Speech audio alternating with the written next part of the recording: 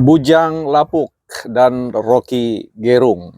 Kita akan bicara tentang salah satu label yang diberikan oleh para netizen dan juga tentu lawan-lawan politik dari Rocky Gerung yang selalu ketika berdebat, ya ujung-ujungnya selalu yang diperdebatkan bukan gagasan atau ide, tetapi kemudian masuk pada wilayah private yang mengungkap sisi lain dari sebuah perdebatan, yaitu personalitas, ya, dan siapapun yang sudah memasuki wilayah itu offside, ya.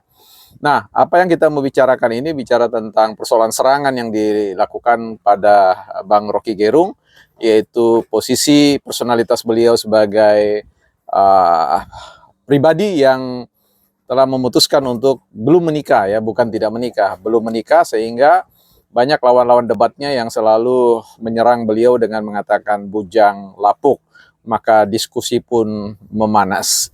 Selamat datang di Bukan Ahli Filsafat. Kali ini kita edisi memancing, memancing emosi, ya, memancing sebenarnya yang kita pancing bukan emosinya, tetapi gagasan-gagasan yang brilian, ya, gagasan-gagasan yang berbobot, yang potensial dapat men-trigger atau memicu lahirnya gagasan-gagasan lain yang pada ujungnya melahirkan sebuah konsep yang mengandung gugusan pemikiran-pemikiran yang layak, ya, untuk mencerdaskan bangsa. Nah, kali ini saya tidak sedang berposisi antitesis dengan katakanlah Bang Rocky Gerung. Dalam beberapa konten-konten sebelumnya saya mencoba untuk memosisikan antitesis terkait dengan beberapa bagian-bagian dari tesis dari Bang Rocky Gerung yang pada kebanyakan kasus direspon oleh netizen, kalau bisa Bang tidak usah lagi dibahas soal Bang Rocky Gerung, ya, karena ya sudahlah seperti itu. Tapi saya kira selalu ada sisi menarik yang perlu kita bahas, ya. Dalam posisi ini sekali lagi saya akan berada pada posisi Bang Rocky Gerung soal satu ini, ya, soal serangan terkait dengan bujang lapuk, sehingga kita menghadirkan konten yang namanya filsafat bujang lapuk. Ya, poin saya adalah begini.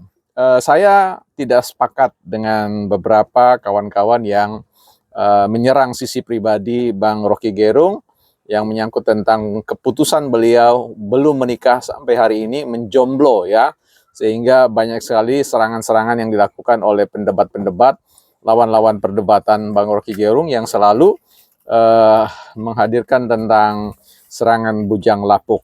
Nah, filsafat bujang lapuk ini ingin mencoba untuk mengeksplanasi, ya, menjelaskan tentang keputusan seorang yang memutuskan untuk menikah. Saya kira dapat kita maknai sebagai seorang yang mengambil sebuah keputusan yang baik.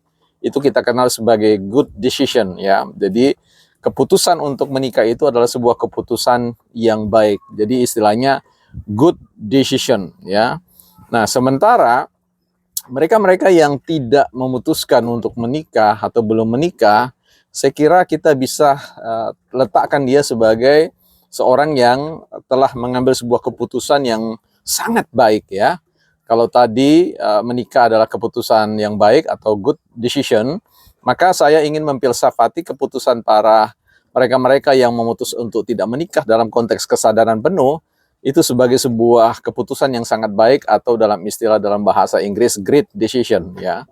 Jadi saya kira kalau Bang Rocky Gerung di posisi ini memutuskan untuk belum menikah dan mungkin tidak akan menikah karena punya satu tujuan yang dia pikirkan, saya kira itu ada pada sebuah konteks yang disebut dengan great decision, ya, keputusan yang sangat baik.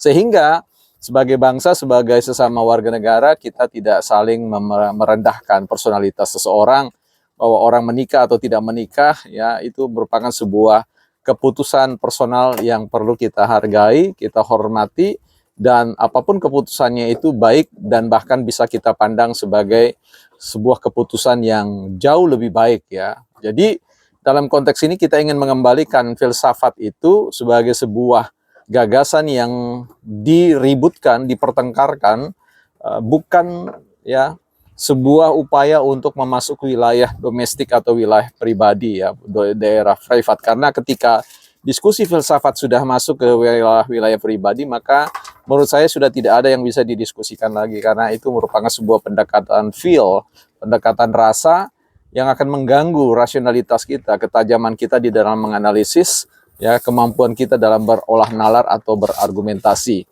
Nah, karena itu catatan saya dari perairan, ya, ini saya ingin menyampaikan bahwa mari kita membangun sebuah diskursus politik, diskursus budaya, diskursus agama, diskursus teknologi, apapun yang kita ingin masuki itu betul-betul adalah kita sedang melakukan sebuah upaya untuk menggali, ya, pemaknaan-pemaknaan atau makna-makna yang tersimpan, terkubur dalam konteks timbunan kekacauan gagasan, kekacauan pikiran dan sebagainya, yang pada akhirnya merugikan kita semua. Sekali lagi, sebuah upaya untuk menghadirkan pikiran-pikiran yang baik datang dari pribadi-pribadi yang tahu menjaga jarak, tahu memasuki wilayah-wilayah tertentu yang bisa dimasuki dan menghindari wilayah-wilayah yang tidak perlu dia masuki. Karena itu filsafat Bujang Lapuk itu sebenarnya mau mengatakan filsafat Bujang Lapuk adalah antitesis yang negatif, ya, yang tidak perlu kita lestarikan, sehingga mungkin kita kesampingkan, biarlah itu menjadi sebuah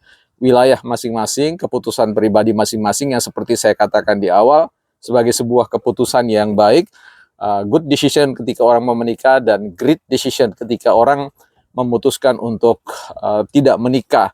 Tentu mereka sekali lagi memiliki sebuah visi dan misi yang dalam konteks kedalaman personalitas hanya mereka yang tahu, dan kita berada pada faktor atau sisi luar, sisi eksternal yang tidak mungkin bisa kita capai, ya.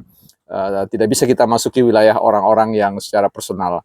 Nah, teman-teman, asikilah proses berfilsafat dengan betul-betul menekuni sebuah penggalian atau upaya untuk mencari harta terbenam di dalam dasar kedalaman makna yang tersembunyi, bukan ahli filsafat. Ya, say hello dulu dengan ini teman-teman ini. Pak Selo, ini ada Pak Agus di belakang. Ya.